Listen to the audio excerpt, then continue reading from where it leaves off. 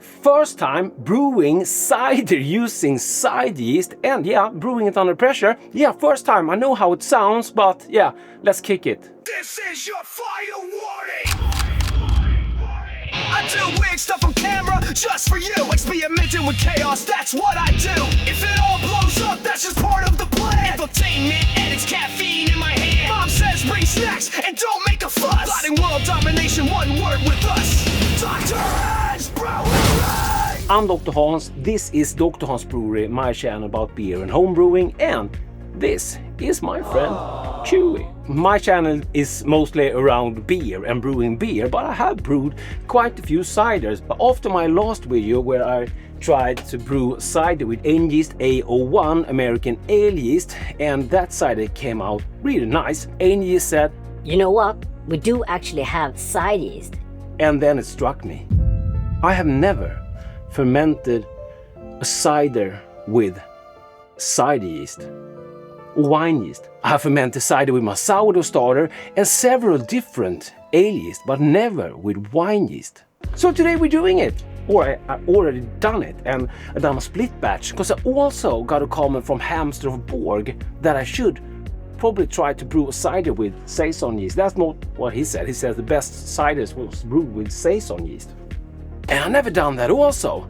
So I brewed one batch with Angel Yeast BV818 wine yeast and another batch with CS31 saison yeast. But today we'll be focusing on the BV818, my first time brewing cider with wine yeast. So I drove off to the store and picked up some fancy äppelmust. Apple cider, you would call it in English, unfermented. So it's non-alcoholic. And also, which I mentioned in an earlier video, to naturally bump up the ABV in a cider, you can use concentrated apple. As I was using the iGulo fermenters, I bought 2 fancy packs of 3 liters of äppelmust, apple cider, and also 1 liter of apple cider, and I topped that up with 2 deciliters of concentrate, so I got up to 3.7 liters, which matches the exactly size in the iGulo fermenters. The original gravity before adding the concentrates was 1044, and after adding the concentrate the gravity was 1055, and I measured them both just to be anal. But we're focusing on this, we're not focusing on this one. But today we're focusing on this one, where I have the version with the wine yeast, and I also added some yeast nutrient Brew Nutri-Said, also from Angel Yeast. Angel Yeast is, by the way, sponsoring this video, so I will link down below to Angel Yeast brewing product page, so you can check them out. Thank you so much. And I pitched my rehydrated yeast BV818. This yeast, according to Angel Yeast, ferments from 10 to staggering 30 degrees Celsius. So I set my fermentation schedule quite high. Start at 25 Celsius for 2 days, 26 Celsius for 2 days, and bump up the temperature to 28 degrees Celsius for another 3 days. That took off instantly, and I was a little afraid that we would have an accident because the fermentation was rigorous. This has been sitting now for about, editing doctor, could you check the timestamps for at the brewing footage?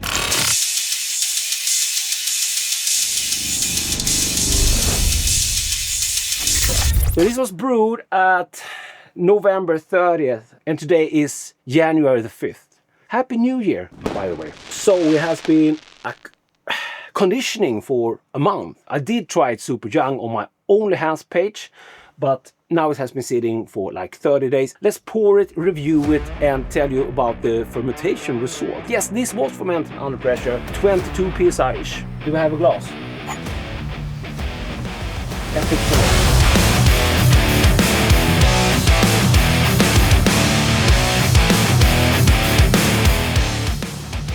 There you have her. It's not perfectly washed, the glass. I thought so. Sorry. Now they won't know. How will they know? So we have a light yellowy substance. Absolutely gorgeous with a slight haze on it. I have done nothing to clear this one up other than time. You could of course add shit to clear this up, but I want to keep it all natural, just like me. And this carries absolutely no head.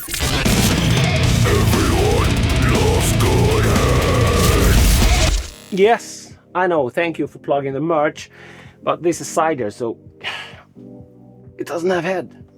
Didn't we have head? Didn't we have head on the earlier versions of the cider or we have to look back on the documentation. Cider in the glass. We had head.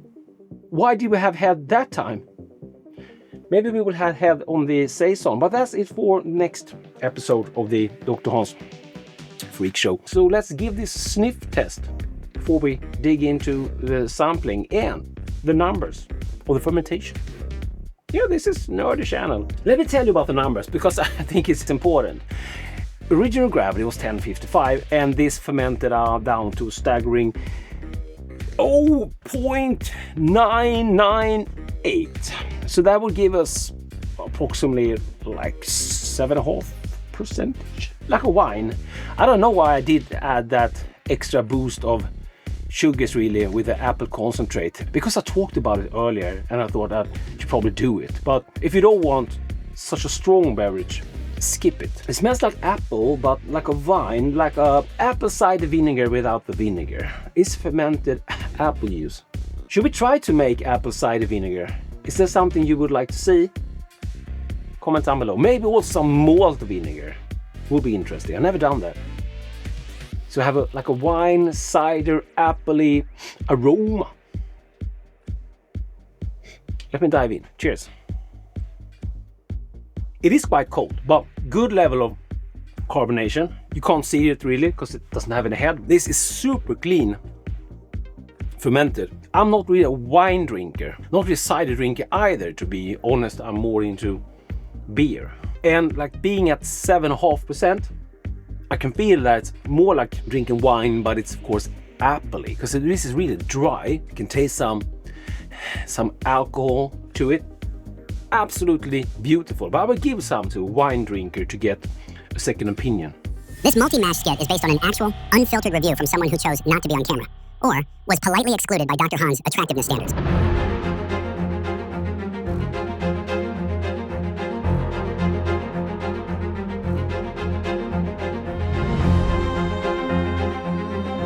Ah, Cider de Pomme, one of nature's finest misunderstandings. Wine, he said. That's my territory. Oh no, not the bag lady again. Excuse me? When Dr. Hans asked for a wine connoisseur, I don't think he meant the bag-in-box queen. I know wine. You know boxes. I'm always up for a challenge. This one is not about decimals, lab rat. Let's let Man Bun take it. Ah, a fine hint of wet socks. Wet socks? Common yeast-derived aromatics. Perfectly normal. That's gym bag energy, bro. Gym energy? Really? Bro, the only heavy lifting you ever done is drag and drop files. No, that's life. That's memory. That's the orchard remembering being naked in the rain. Enough with the hippie foreplay. Is it wine or not? It's cider, very dry, very vinous. Apples? It said apples on the box. Bag lady confirmed. Yes, apples. Matured, sharp, gently tingling the tongue. Oh, tingling tongue. Me like it. Me like it a lot. But is it crushable? This is not a cider you drink. This is a cider you sip. This is a cider for people who love wine And hate boxes. Says the man who stares into boxes for a living. I used fancy unfermented cider to brew this, but you could use cheaper stuff also. The concentrate I used wasn't anything special. It would be interesting to try to brew just the concentrate. This yeast should handle up to 18% ABV. Could it ferment just the concentrate? What would happen? And how would that compare if we dilute that down to the same level? Now we're getting nerdy. What cider experiments do you want to see next?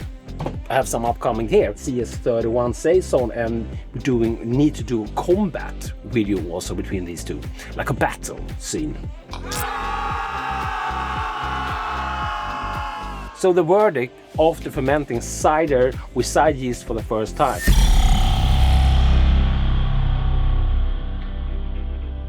This was absolutely beautiful, and it might be a reason why people are using cider yeast and not beer yeast like I usually have. And if you are thinking of dry hopping your cider, I've tried that also. Remember guys, it's not only yeast that needs to be rehydrated. Introducing shower beer. Hydration, carbonation, domination. Perfect. Hello, bro.